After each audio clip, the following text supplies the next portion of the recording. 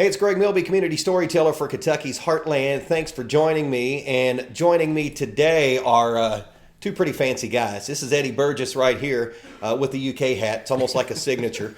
And then other guy right there, Gerry Perkins. These two guys lived the dream that I want to dream one day. And they are actually pilots. Not just pilots that fly into E-Town Airport. You guys are jet pilots. Private jet pilots. That's pretty cool to think that we have that right here in E-Town. So how long have you been flying?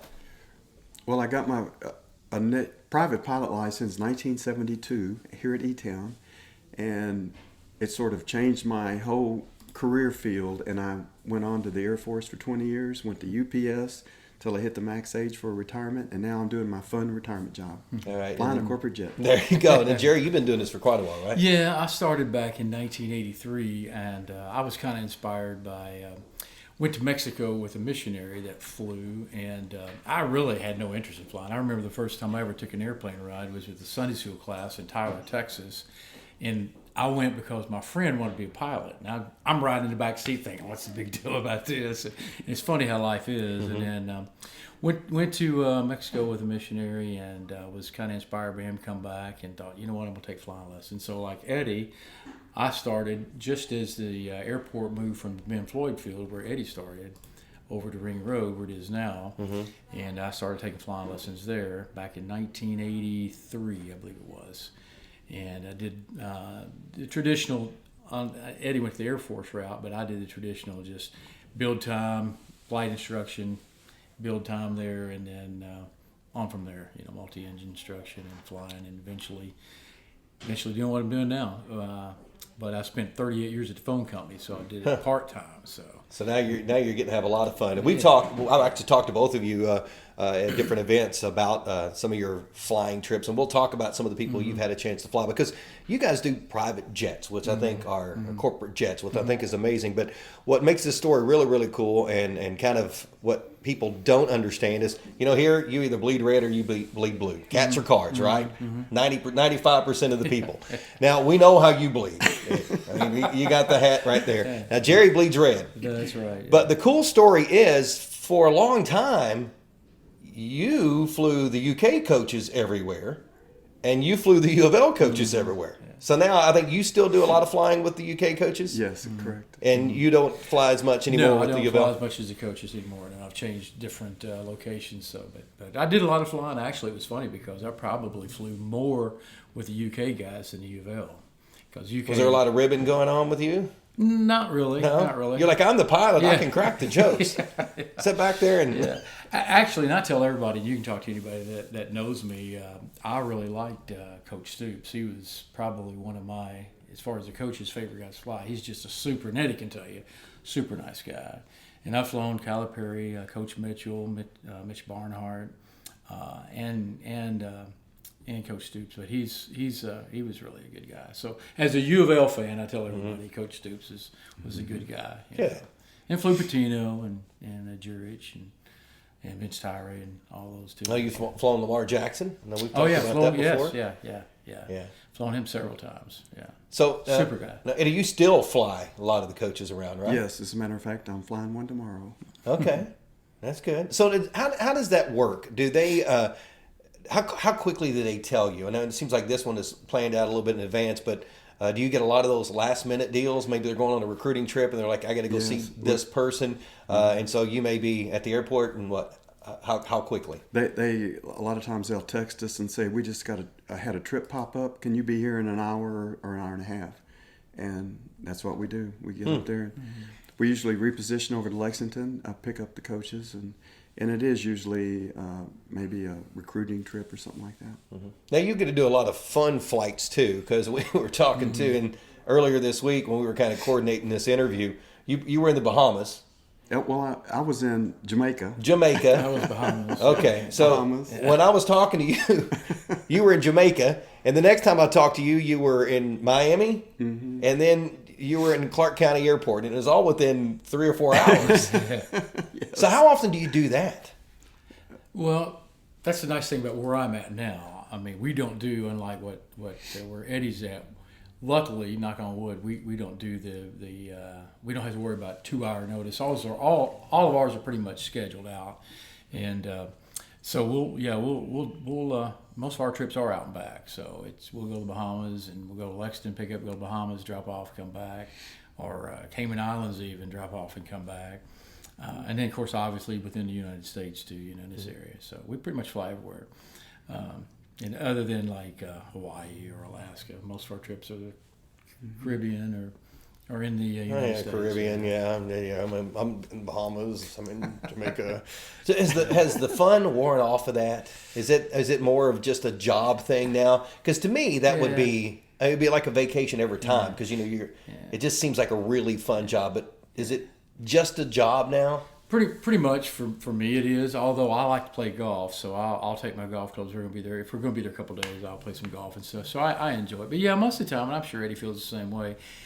It's a job until you get to the plane, and then once you get to the plane, it's fun again. Is that kind of how you feel? That's Eddie? exactly right. Yeah, it's like, oh God, I got to go fly. And then when you get there, you're in that environment. It's like, man, it is pretty cool. I mean, there's nothing like pushing the throttles up and you have to pull back to slow down as you're climbing out.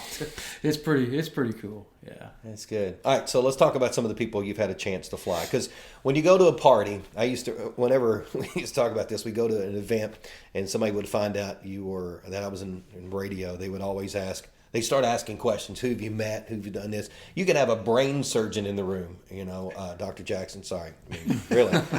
You could have a brain surgeon in the room, but they wanted to know more about the radio side. I'm like, that dude's a brain surgeon. Sure. But when you guys walk into a party, I'm sure it's the same way. And once they find out that you fly a lot of different folks, who is kind of run down maybe some of the folks you've flown, and who has maybe been one of your favorite? Well, I think for me it would be, because of being a Louisville fan and because of what he did was Lamar Jackson and his mom. We flew them several times. And we've flown, country music people as well, Lee Brice and, Tim McGraw and different ones. But, and met Thomas Rhett. And those guys are all, once they're with you in the plane, I mean, Lee Brice was just, those guys are just like you and I sitting there talking. You wouldn't even know that, what they do until you see them up on stage. And that guy, that is what he does. But yeah, probably my favorite was Lamar Jackson. He's a pretty cool guy. Yeah. What about you, Eddie? Well, it's hard to make a decision on that. I did get to fly Jennifer Lawrence one time, but that was several years ago. That's a tough decision. Yeah, it's hard, isn't it? Wow. Jennifer Lawrence. Feels so bad for you. What a tough job, man. And Jerry was talking about country music. One of the neater flights was got to fly Jamie Johnson, Alison Krauss down to Austin for Willie Nelson's 4th of July get-together. Mm-hmm. That was a lot of fun. Yeah. But I've flown Hank Williams Jr., and he is a hoot in the airplane. He is funny. Mm-hmm. He talks a lot. He's actually a private pilot. Oh, really? He'll start saying things. Hey, if you need me up there, I'll come up and help you out. Yeah, Aaron Tippett. I remember Aaron Tippett was always a big pilot. Tim McGraw, I think he did some private pilot, and some of the other guys did too. So when they get on the plane, I guess you're kind of like the celebrity to them in a way, because if you're a private pilot, you're flying, I guess, single props, twin props, something like that. But you're in a corporate jet. Yeah. Anybody that's in the aviation at all is kind of like, all right, this is cool. Yeah. Yeah. How does it feel to have Tim McGraw wanting to be you? I'm happy being me. So if you weren't flying, what would you guys be doing? Is this what you've always wanted to do? Well, for me, like I said, it really wasn't what I always wanted to do. But I don't know. I mean, I enjoyed. I tell everybody talks about it being that's a cool job, but being a lineman at the phone company I enjoyed doing that. I mean, that was a pretty cool job just because of what you did. But I didn't think that you would say that. I mean, I would think that maybe being a pilot would be really, really cool. But it is cool. It is cool, and I enjoy it. Yeah, absolutely. And thank God that I have the opportunity to do it. It's cool. Okay. How long do you think you'll do that? Oh man, I've got probably 10 more years. or more. I'd like to do it. You know, I'm 59 now. I wouldn't mind doing it. Your eyes bugged out just then. So I'm guessing 10 more years is not in your plan. I'd like to do it till I got to Eddie's age, you know. He's it's a great job to stay busy, stay active. I don't know if I would want to do anything else. Well, even when you're not flying, when you're not flying jets, you're flying around here. Because I know numerous times, and by the way, I'm excited to say, for the first time at a charity auction, I was able to buy a flight. Because you donate, so many times you donate to charities an opportunity to see have a sightseeing flight around the Heartland. And every time, you know, I'm like, I tell my wife, I'm like, this is my day. Yeah. It's my day. She I'm goes, really you know, I'm looking sure you forward. can buy Cool, time and go on a flight. I'm like, yeah, but that's not it. It's my day. My day finally happened at the Helping Hand of Hope auction. I'm really looking forward to that. Yeah, it'll be fun. It'll be cool, good. yeah. We're going to do some barrel rolls. And no, just teasing. So you fly out of Clark, you fly out of Standerford fly out Field of or Louisville Standerford. International, and you fly out of Clark County. Clark County, yes. Okay. And I still do flight instruction. My youngest daughter, Erin, she's just starting to take lessons in Louisville, so I'm going to get checked back out here at E-Town Airport, probably start doing some flying with her again here when I'm not out on the road flying. So a lot of the private jets that we see flying into E-Town, they're coming from outside the area, and there's nothing really housed at E-Town. Right. Yeah. I had, actually, when we first started, I had Citation Bravo that was based out there for a couple months, and then we ended up taking it on to Stanford. But they right now they don't have anything as far as a jet based out of there. Now I'll fly in obviously to pick up clients to fly out of E-Town occasionally. On the charter side, we'll have people here in town that'll charter the plane, and then I'll fly from Stanford into E-Town, pick them up, and drop them back off. So. Yeah. Did you ever get any U of L gear or tickets to the game? Because Yeah, actually, you made sure you let them know that, right? I actually went to the Duke game, Duke and Louisville game Saturday. Did you? I went down and back Saturday. That was another cool thing. Somebody was talking about the Duke game, and like, yeah. And I'm back. It's like 10:30. I'm like, yeah, I was there. Yeah. What? You were there? That's pretty cool. So you flew down? Took people down, and was fortunate enough to get tickets and went to the game while I was there, and then flew back. Yeah. So we left around 2 or 3, and was back home, back in Louisville at 10 o'clock. After the game. So when you guys go on these recruiting trips or trips like that, maybe you don't have tickets to the game. What do you do? Just kind of sit around the airport or Eat. that? I'm sure the recruiting trips may not be as exciting as we think they are because they're the ones doing the recruiting, and I'm sure you're probably not getting a chance, but you know who they're recruiting, and probably a year or two down the road, you're like, okay, I was actually on that trip. Mm-hmm. Yeah. So. Exactly. Yeah, we went. Cool story talking about how nice Stoops is. We did a trip to and a lot of those, and Eddie can tell you, a lot of those road trips. You go out, you're going to be gone for 5 to 6 days. You can be. And we went to Stevensville, Texas, and we had several of the coaches, the quarterback coaches and stuff, and it was just a small little town. And Eddie can tell you, you're talking about what you do. A lot of times you don't have time because they're going to visit, come back, and you're hitting someplace else. But he actually called up and said, "Hey, Jerry, you guys ate dinner." It was like 2 o'clock in the afternoon, and that was the next to the last trip. We were going to Stevensville, and then we were going to stop at Addison, Texas, and spend the night. It's like, no, we haven't ate because we only have an hour. We'll eat tonight. He said, "Oh no, don't worry about that." He said, "We're at this great barbecue place, and what do you like?" So I'm thinking he's just going to bring us back a sandwich. Well, he brought food back for him and all the coaches and us, and sat down. It was an airport about the size of E-Town. Sat down on the floor at a coffee table and sat down and ate with us, talked to us.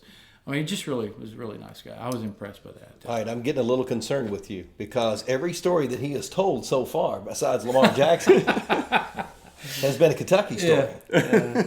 Well, is there something we need to talk about, Jerry? No, I'm a little fan. Okay, I'm just checking. I mean, Eddie's not busting out any U of L stories over here. But you get it. I've seen Eddie in his red U of L shirt when he's flying. Yes. Yeah. Do you dress the part? Yes. Do you wear your UK? When I mean, we that fly UK hat's UK your signature. When Do we you wear that? Yes. When we fly UK, we wear the UK, when you blue, fly, yeah. and when we fly the U of L, we wear the U of L red. Okay. Yes. Now, do you have a U of L hat you wear? Yes, I do. You do? How come I've not seen that on social media? When he puts it on, he's in tears, he's crying. He comes in, he has to wipe it all out, then he smiles. I usually get comments like, that's going to make your hair fall out or something like that. But you see us UL fans, how nice we are about about UK. And, Yeah. Okay. I see what you're doing See now. what I'm saying? Do planes have that backup beeping noise like you have right now in that truck? You know. Exactly. I think it's amazing, and I wanted to be able to share that we talk about the Heartland, and this community is just a great community. We have a lot of interesting people that live here. We have a lot of interesting things to do. It's not.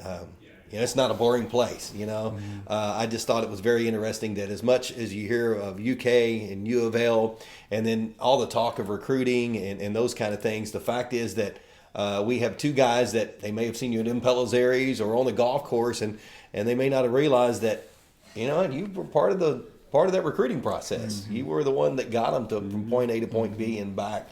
I just thought that was just an amazing story, and people needed to know that that's kind of the cool things we got going on around here. Sure, absolutely. So I appreciate the time. Yeah, thank you. Yeah, pleasure. Enjoy Thanks. it. Yeah, thanks for not flying me anywhere. I mean, you could have called me. We'll have to get you one day, yeah. Oh, yeah, you don't fly anybody anymore. I mean, yeah, you and Stoops. Well, we can say we flew Greg Milby. Yeah, you can say that soon, Eddie.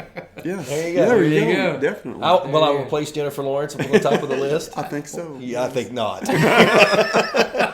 All right, he's Eddie Burgess. He's the UK guy. You can find him there. That's Gerry Perkins. He's a U of L guy, but yeah, he's kind of wavering right now a little bit here. All right. Absolutely. A couple of guys that are part of the Heart of the Heartland. I'm Greg Milby, Community Storyteller, and this is Kentucky's Heartland. Thanks for watching.